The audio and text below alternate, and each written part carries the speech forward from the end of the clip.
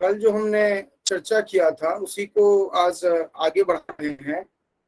कल हमने जिन जिन बिंदुओं पर चर्चा की थी वो मूल रूप से यह था कि रिकमेंडेड रीडिंग्स जो हैं, अर्थात कौन सा टेक्स्ट आप पढ़ें, इसके बारे में हमने जानकारी दी थी। इसके साथ साथ द्वितीय जो हमने चर्चा की थी वह इस तरह की थी। 1 मिनट।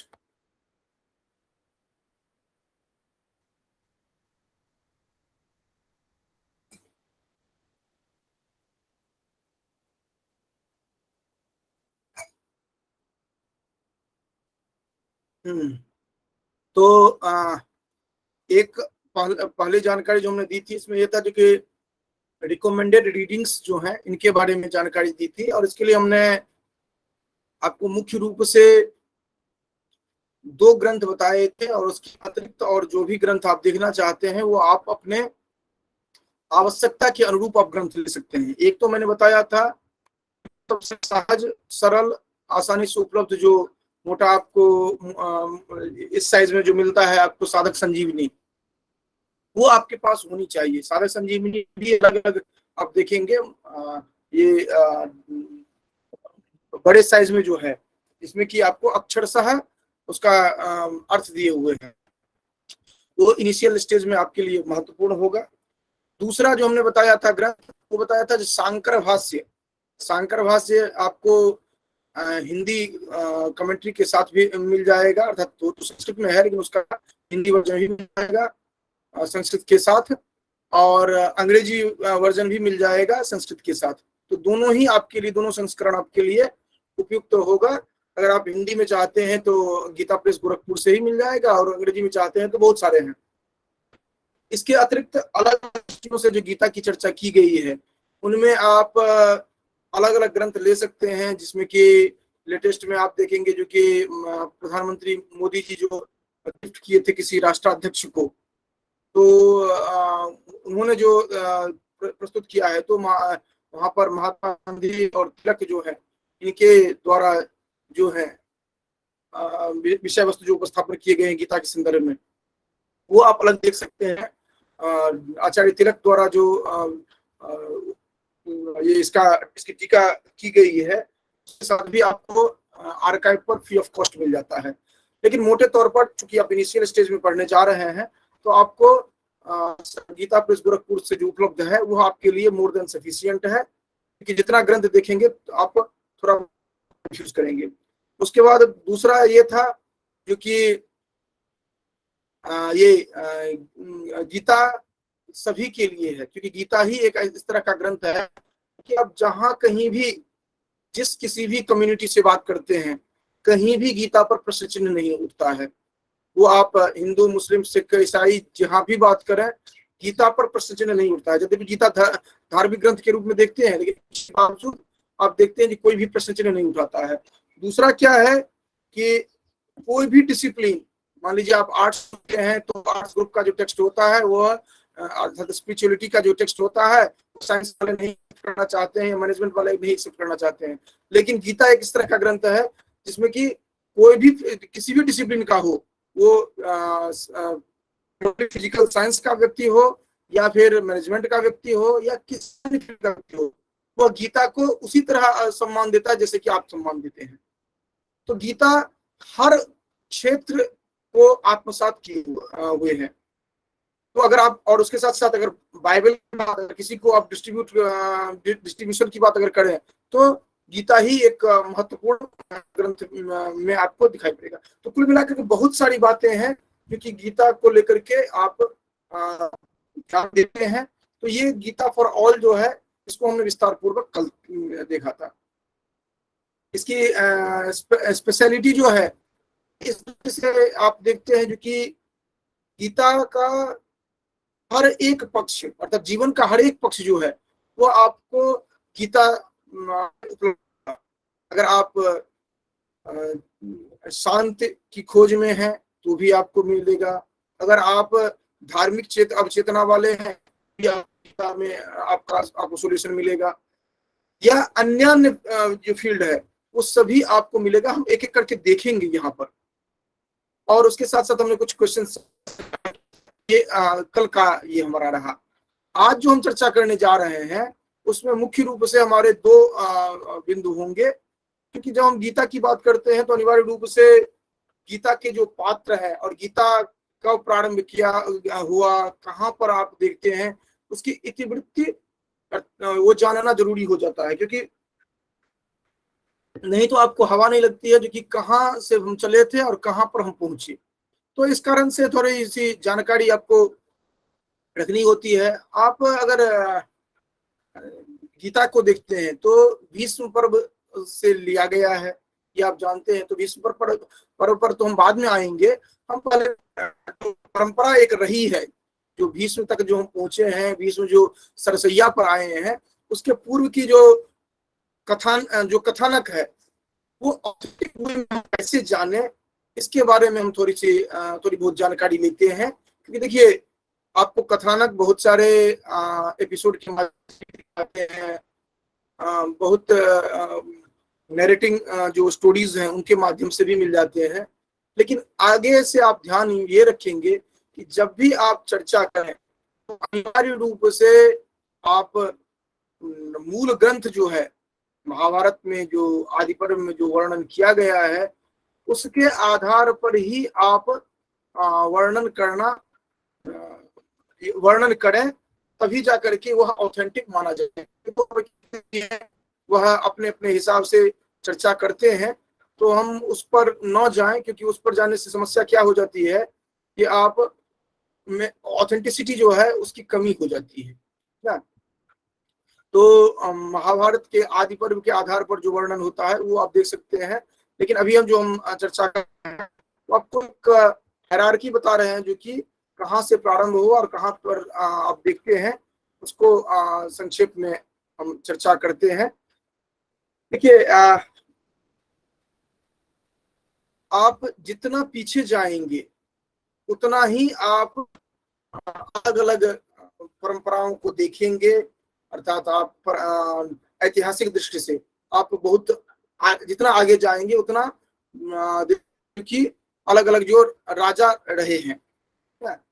लेकिन यहाँ पर अगर हम सामान्य रूप से चर्चा करें तो अगर शाकुंतलम को देखते हैं तो वहां पर आप पुरुवंश पृथ्वी की बात देखते हैं।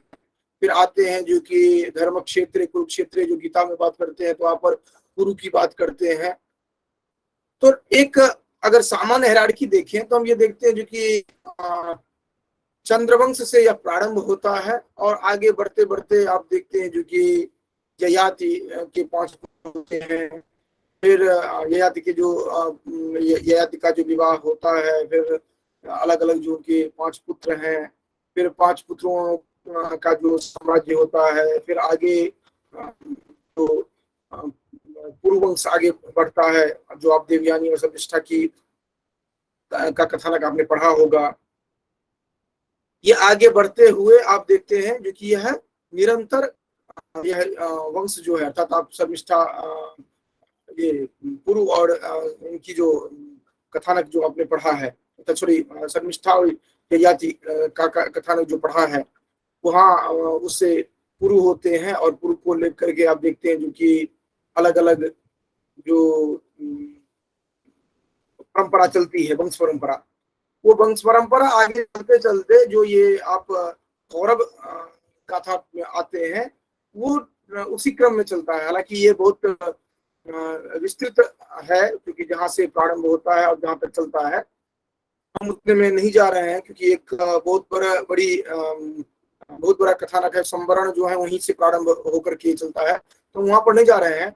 आप अगर आते हैं क्योंकि वही पूर्वंश जो है वो आगे बढ़ते बढ़ते जब आप संतनु तक पहुंचते हैं, क्योंकि संतनु तक की जानकारी आपको सहजतया रखनी होती है, क्योंकि संतनु से कथानक पूरा पूरी पृष्ठ हो जाता है, क्योंकि भीष्म साक्षात संबद्ध हैं भीष्म पर्व से, तो संतनु से हम कथानक प्रारंभ करते हैं। वैसे अगर आप विस्तार पूर्वक देखना चाहें तो महाभारत का जो आदि पर्व है माध्यम से आप देख सकते हैं, जो कि चंद्रवंश जो प्रारंभ होता है पूर्वा होते हुए पुरु जो है उनसे आगे बढ़ते हुए जो आप पहुंचते हैं संतनु तक, उसकी कहानी आप देख लेते हैं, क्योंकि वो बहुत विस्तार में दिया गया है और इतने सारे नाम हैं जो कि आप उनको याद नहीं रख पाएंगे, इसलिए मैं यहाँ पर चर्चा नहीं कर रहा हूँ। संतनु से देखते हैं, शांतनु से। शांतनु के बारे में आप बहुत बेहतर तरीके से जानते हैं, जो कि शांतनु जो होते हैं हस्तिनापुर के राजा जो प्रतीप हैं उनके पुत्र होते हैं, और इनका विवाह जो होता है गंगा से हुआ है। और भी जो आख्यान है वो अलग है, जो कि गंगा से क्यों इनका विवाह होता है, गंगा क्यों पृथ्वी पर आकर के इनसे विवाह करती है, ये अलग प्रकरण है, मैं उस पर नहीं जा रहा हूँ, वो बहुत विस्तृत हो जाएगा। लेकिन आप सभी को, भारतीय संस्कृति से संबद्ध आप लोग हैं, तो आपको सभी को ये जानकारी किसी न किसी रूप में ध्यान में रखना चाहिए, जो कि पूरा वंश चलता है। शांतनु से पूर्व चंद्रवंश से जो संपूर्ण है उसको आपको जानना चाहिए।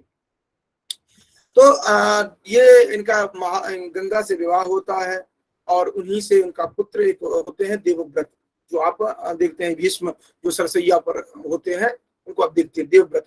और ये देवव्रत जो होते हैं ये आगे चल करके भीष्म के नाम से जाने जाते हैं। ये भी आप बहुत अच्छी तरह परिचित हैं, क्योंकि आप जानते हैं कि शांतनु जो है वह एक बार निषाद कन्या जो सत्यवती है उन पर आसक्त हो जाते हैं, और वह अपने भाव को व्यक्त नहीं कर पाते हैं, क्योंकि उनका पुत्र पहले से ही एक है जो कि देवव्रत, और देवव्रत जो है वह जान जाते हैं जो कि पिता की ये स्थिति है, तो वो राज जो होते हैं उनसे कहने के लिए, और वहां पर उन्होंने वो ये बात हमेशा ध्यान रखेंगे जो कि मानव मात्र जो होता है वह स्वार्थी प्राणी होता है। मानव मात्र जो होता है वह स्वार्थी प्राणी है। वो जो ही जहां वहां पर जाते हैं वह साक्षात शर्त रखते हैं जो कि मेरी पुत्री से तो मैं विवाह कर दूंगा, लेकिन उसके संतान का क्या होगा, क्योंकि राजा तो बनेंगे ये, तो ये होता है कि नहीं वही राजा बने, ऐसे जगह ही हम विवाह करेंगे, उसे नहीं करेंगे। तो खैर जो भी हो, इन्होंने कहा आजीवन प्रतिज्ञा ली जो कि हम विवाह नहीं करेंगे। क्यों? क्योंकि कहे जो कि राजा नहीं बनेंगे इतना से काम नहीं चलता, विवाह करते उनके पुत्र होते, और पुत्र अगर लड़ाई करने लगते तो कर रहे हैं जो कि नहीं हम विवाह ही नहीं करेंगे, विवाह करेंगे तो संतान उत्पत्ति होगी, तो जो सत्यवती है उन्हीं के पुत्र बनेंगे। ये यहाँ तक बात हो जाती है। तो जो भीष्म प्रतिज्ञा, कठिन प्रतिज्ञा की जाती है, नाम भीष्म हो जाता है। उसके बाद फिर आगे आप कथानक देखते हैं जो कि कथानक आगे बढ़ता है, जो कि सत्यवती के दो पुत्र होते हैं, चित्रांगद और विचित्रवीर्य। अर्थात शांतनु के पहले गंगा से एक पुत्र हुए, और शांतनु के सत्यवती से तीन पुत्र होते हैं, दो पुत्र होते हैं, चित्रांगद और विचित्रवीर्य। अब यहाँ से कथानक को थोड़ा ठीक से देखिएगा, बहुत ट्विस्ट लेता है तो फिर आपको कंफ्यूजन होगा। ये सत्यवती जो है इनका चित्रांगद और विचित्रवीर्य दो पुत्र होते हैं। चित्रांगद पहले ही है, विचित्रवीर्य बचते हैं, लेकिन वो विचित्रवीर्य जो होते हैं वह एक तरफ से आप स्पष्ट रूप से कह सकते हैं होते हैं, क्योंकि उनमें संतानोत्पत्ति की क्षमता नहीं होती है। और यही कारण था कि काशीराज ने अपने पुत्री के स्वयंवर में इन दोनों राजकुमारों को नहीं निमंत्रण दिया था। नहीं तो आप समझते हैं कि इतने शक्तिशाली रहा था, उसके राजाओं को, उसके राजकुमारों को अपनी पुत्री के स्वयंवर में निमंत्रण न दे, ऐसा हो ही नहीं सकता है। हालांकि काशीराज उस समय में जो थे बहुत ही महत्वपूर्ण साम्राज्य वाले थे, क्योंकि आप जानते हैं जो कि 16 महाजनपद होता है, फिर उसके बाद जाकर के चार जनपद होता है। चाचा जी तो ये 4 महाजनपद होता है, जिसमें कि काशी जो होता है एक महत्वपूर्ण होता है, लेकिन वो काशी जो है वह नहीं इनको निमंत्रण देता है। और ये जो निमंत्रण नहीं देता है, इससे एक बहुत बड़ा झटका लगता है और अपमान महसूस होता है। तो भीष्म पहुंच जाते हैं उस दरबार में, और सभी राजाओं को आदेश करके अंबा, अंबिका और अंबालिका, इन तीनों को उठा करके लेकर के आ जाते हैं जीत करके। ये जीत करके जो आते हैं, इसमें ये होता है जो कि अंबा जो थी वो कहती है कि नहीं आपने हमें जीत करके लाया है, तो जो जीत करके लाता है उसी की राजकुमारी है, तो मैं आपसे ही विवाह करूंगी, अन्य से विवाह नहीं करूंगी।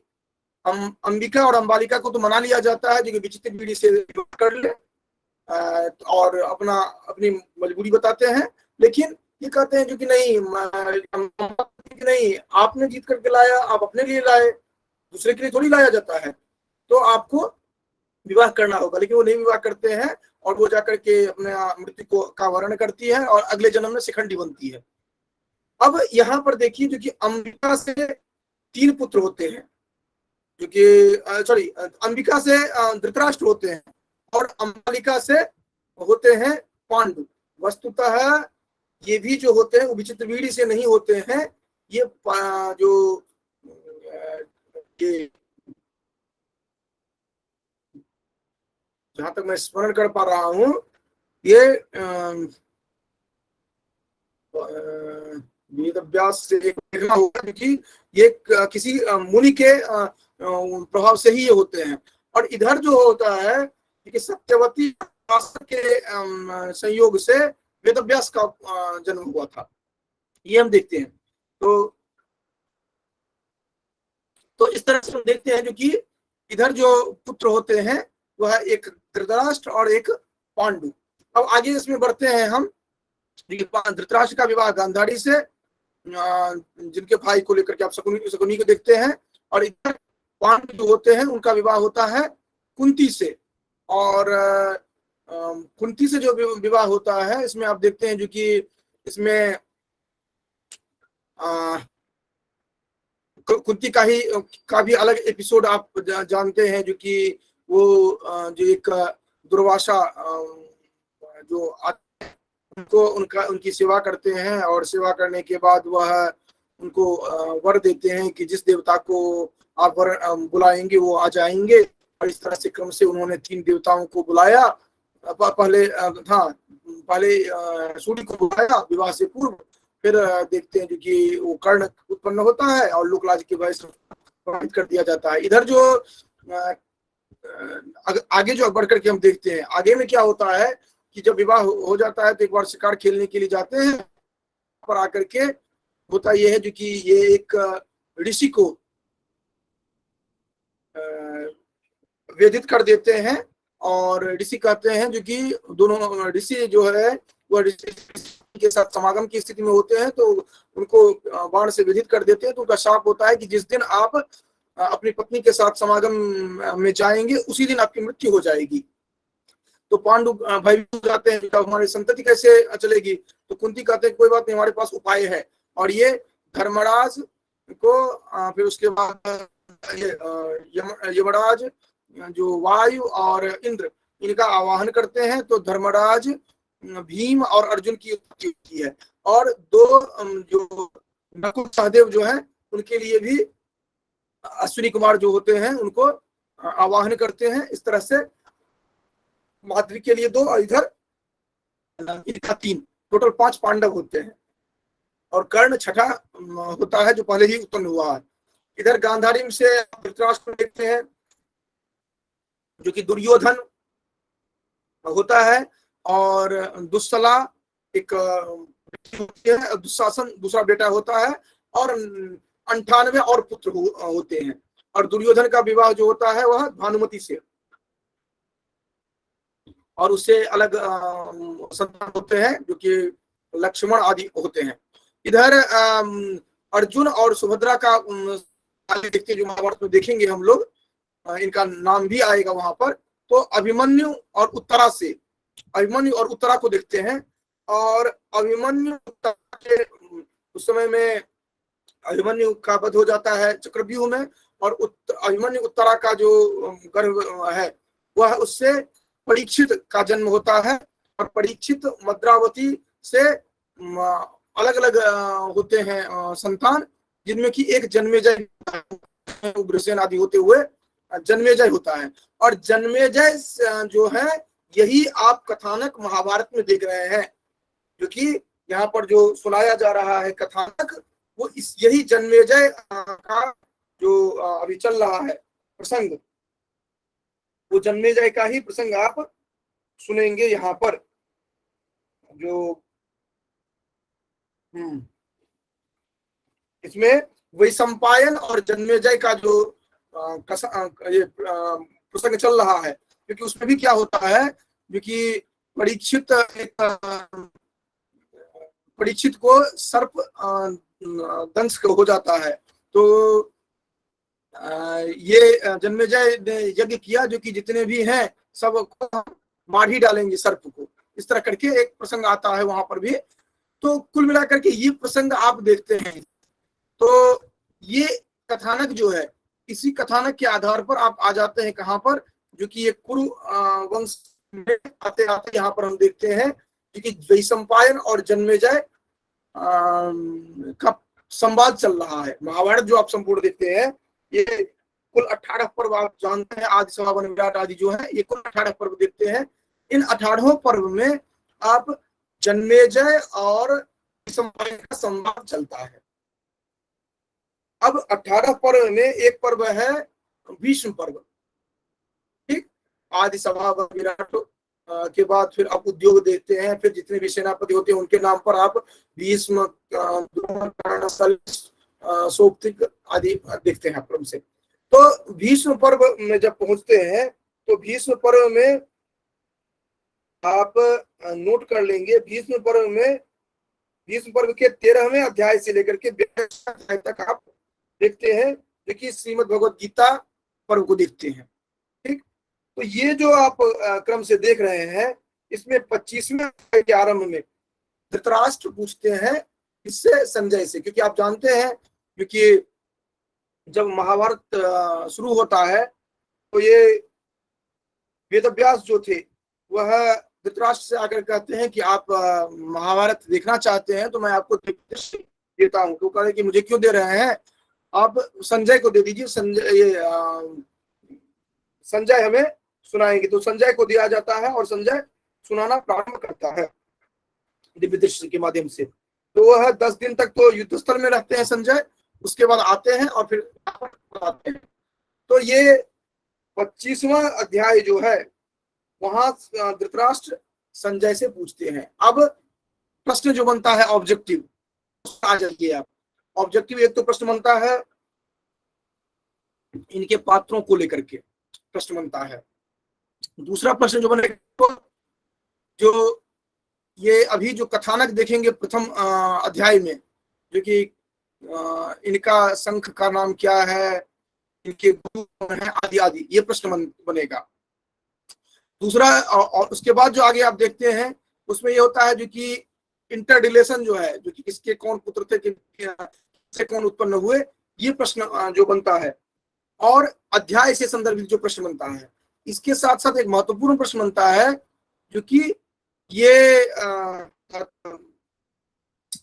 किसका संवाद चल रहा है। तो आप जानते हैं वैशंपायन जन्मेजय का संवाद चल रहा है। उसके बाद उस संवाद में धृतराष्ट्र और संजय का संवाद चल रहा है। उसमें कृष्ण और अर्जुन का संवाद चल रहा है। अर्थात गीता जो है डायलॉग विद इन डायलॉग ये है, क्योंकि आप देख रहे हैं जो कि एक डायलॉग वैशंपायन और जन्मेजय के है, दूसरा जो है वह उसके बाद धृतराष्ट्र संजय का चल रहा है, और उसके अंतर्गत कृष्ण और अर्जुन का चल रहा है संवाद। तो ये कथानक जो है ये आपको ध्यान में रहना चाहिए। तो आप कहेंगे कि अभी जो हम चर्चा प्रारंभ करेंगे ये आपके लिए उपादेय रहेगा। उसके साथ साथ आपके लिए जरूरी है उस समय का जो भारतवर्ष का भौगोलिक और ऐतिहासिक स्थिति जो रही है, ये आप जानते हैं। उस समय में जो अलग अलग जनपद हुआ करते थे, अलग अलग जो छोटे छोटे राज्य थे, उनकी अवस्थिति कहाँ थी। आप कहते हैं जो कि काशी कहते हैं, कुशल कहते हैं, अंग कहें, मगध कहें, वज्ज कहें, मल्ल कहें, चेदी कहें। जैसे अब चेदी नरेश आप शिशुपाल की बात आपने वहां उधर देखा था, या अभी पांचाली को देखेंगे आप क्योंकि पांचाली कहाँ की रही है, आदि आदि, या फिर कुंती की बात करेंगे, या फिर विराट की करेंगे। तो वो पूरा आपके मन मस्तिष्क में होना चाहिए जो भारत के मैप में कहाँ पर है। तो फिर आपको पढ़ने में समझने में बहुत ही सहज होगा। अन्यथा आप रहेंगे, उससे अधिक कुछ नहीं होगा आपको। तो ये और चूंकि प्रथम अध्याय जो आप पढ़ेंगे, प्रथम अध्याय में केवल परिचय करवाया जाता है सबसे।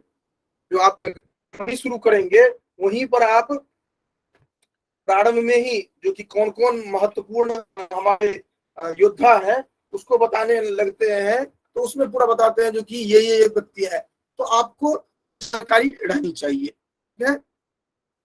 इसके बाद हम आज चैप्टराइजेशन पर पढ़ाएंगे, अगले दिन हम चैप्टराइजेशन पर आएंगे, और आप जो पढ़ करके आएंगे वो ये आएंगे कि भारत मैप आपके ध्यान में होना चाहिए, और प्रथम अध्याय में जिन जिन व्यक्तियों की चर्चा की गई है उन व्यक्तियों के बारे में आपको जानकारी होनी चाहिए, क्योंकि ये भीष्म की बात की जाए या द्रोण की बात की जाए या अश्वत्थामा की बात की जाए, जितने भी व्यक्ति हैं उनका आप उनके बारे में आप जानकारी रखेंगे, क्योंकि वो जानकारी रखेंगे तभी आपको समझ में आएगा, तभी जाकर के उनका रिलेशन आपको समझ में आएगा, और उनके संदर्भ में जो आख्यान बताए गए हैं वो आख्यान आपको ध्यान में होने चाहिए। क्योंकि देखिए जब गीता की बात हम करते हैं तो प्रथम अगर आप अध्याय को ठीक से समझना चाहते हैं तो आपको ऐतिहासिकता की जरूरत होती है। हालांकि पाठ्यक्रम में कहीं भी प्रथम अध्याय को नहीं रखा जाता है, जहां भी आप देखे होंगे वह द्वितीय अध्याय को रखा है, लेकिन आपको रुचि जागृत हो द्वितीय अध्याय तृतीय अध्याय में, उसके लिए जरूरी है कि प्रथम अध्याय को आप ठीक से समझें, और बिना प्रथम अध्याय को समझे आप द्वितीय अध्याय को जो समझना चाहते हैं रट्टू तोता के रूप में होंगे, क्योंकि आपको कंफ्यूजन हमेशा बना रहेगा जो कि ये जो श्लोक बताया गया है कि तृतीय में है, लेकिन अगर आप प्रथम अध्याय पढ़ लिए हैं तो कभी भी आपको कंफ्यूजन नहीं होगा कि ये द्वितीय में है कि तृतीय में है, क्योंकि एक सीक्वेंस बन जाता है आपको। तो इसीलिए आप अनिवार्य रूप से ये देखिए, और उसके साथ साथ और भी बहुत सारे कि आपको प्रथम अध्याय में समझ में आएगा। जैसे आप चर्चा करते हैं वर्ण संकर की बात करेंगे, 3-4 मिनट और टाइम लूंगा, वर्ण संकर की बात करेंगे, जैसे आप वो भी आपको वहीं पर दिखेगा। इसी तरह अगर आप चर्चा करते हैं कि अगर वर्तमान संदर्भ में अगर आप भारतीय संविधान की बात करते हैं जिसमें कि सामाजिक संस्कृति की कंपोजिट कल्चर की बात करते हैं, तो वो आपको वहां से रेफरेंस मिल सकता है गीता में। गीता का अध्ययन कर रहे हैं, मैंने इसलिए नाम ही दिया है समग्र अध्ययन, जो कि आप हर दृष्टि से इसको देख सकें। अगर आप मनोवैज्ञानिक चिंतन करना चाहते हैं तो सबसे बड़ी समस्या क्या है अपने जीवन की, वो आपको प्रथम अध्याय में ही दिखेगा, अन्य में तो सॉल्यूशन आपको दिखाई देता है, समस्या क्या है वो प्रथम दिखाई पड़ेगा आपको। इसके साथ साथ आपको सेल्फ कॉन्फिडेंट होना चाहिए, सेल्फ कॉन्फिडेंस के साथ आप काम करें, ये होगी वो आपको प्रथम में ही समझ में आएगा। अगर आप मैनेजमेंट की बात करते हैं तो वो आपको प्रथम में ही पता चलेगा, जो कि आप किस तरह से वो कहाँ पर कैसे बोलना चाहिए, कहाँ पर किस तरह से अपने टीम को सुव्यवस्थित करना चाहिए, कहाँ पर आपको कमी होती है आपको टीम मैनेजमेंट में, ये सभी आपको प्रथम नहीं होना चाहिए। सामान्य रूप से क्या होता है कि जितने भी पाठ्यक्रम में लगाए जाते हैं तो उसमें विशिष्ट व्यक्ति सब होते हैं, वो अपने हिसाब से जो उनको लगता है जो कि यहाँ पर सांख्य योग की चर्चा की गई है, कर्म योग की चर्चा की गई है, तो वो लगा देते हैं पाठ्यक्रम में। लेकिन अगर आप धरातल पर आकर के ग्रंथ को पढ़ना शुरू करेंगे तो आपको समझ में आएगा कि प्रथम अध्याय को समझे बिना तो कुछ समझ ही नहीं सकते हैं आप। तो इसीलिए हमने जो रखा है जो कि संपूर्ण को हम देखेंगे, हालांकि सभी श्लोकों को हम नहीं देखेंगे, जो प्रतिनिधि श्लोक है उन्हीं को देखेंगे, लेकिन हम इस तरह से देखेंगे जो कि संपूर्ण गीता जो है वो उसे हम आत्मसात कर सके। इसके साथ साथ एक बात और ध्यान रखेंगे, गीता का उच्चारण जो है हर एक श्लोक का वो आप बेहतर तरीके से कर सके, हर एक व्यक्ति, किसी एक व्यक्ति के लिए नहीं कर रहा हूं, हर एक व्यक्ति उच्चारण कर सके।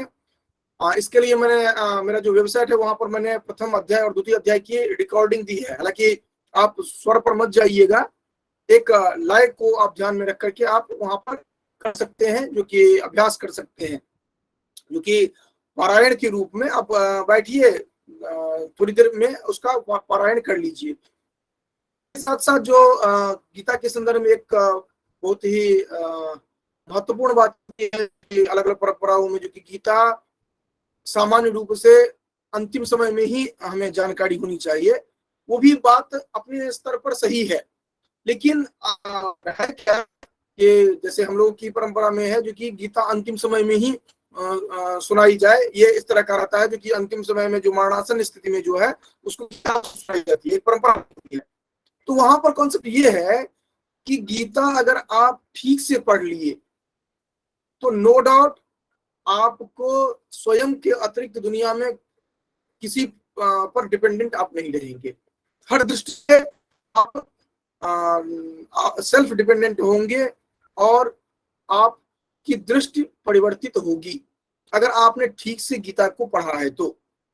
नहीं केवल आपने एंजॉय के लिए पढ़ा है वो अलग बात है, नहीं तो अगर आप ठीक से आपने गीता को पढ़ा है तो वो दृष्टि परिवर्तन आपको आपकी होगी ही होगी, ठीक है। और व्यक्तित्व में तो अंतर आएगा ही आएगा, वो आप देखिए। तो हम चाहेंगे जो कि इसको समग्र रूप से गीता को देखें, और आधा आधा घंटा ही मात्र मैंने रखा है, वो भी ना हो। प्रत्येक दिन का जो टॉपिक होगा वो आपके रिकॉर्डिंग भी आपके लिए उपलब्ध रहेंगे, ताकि किसी दिन एक दो दिन चल सके। लेकिन हम यहाँ भी स्ट्रिक्टनेस रखेंगे जो कि आप अनिवार्य रूप से निरंतर कक्षा में रहिए। ऐसा नहीं कि आप एक दिन आए तो आपको पिछला कुछ पता ही नहीं रहेगा, तो इस तरह से हम रखेंगे। तो आज हम यहीं तक रख रहे हैं। अगर कोई आपको प्रश्न हो 5 मिनट में आप प्रश्न पूछ सकते हैं, अन्यथा हम इसको क्लोज करेंगे, क्योंकि हम इसी तरह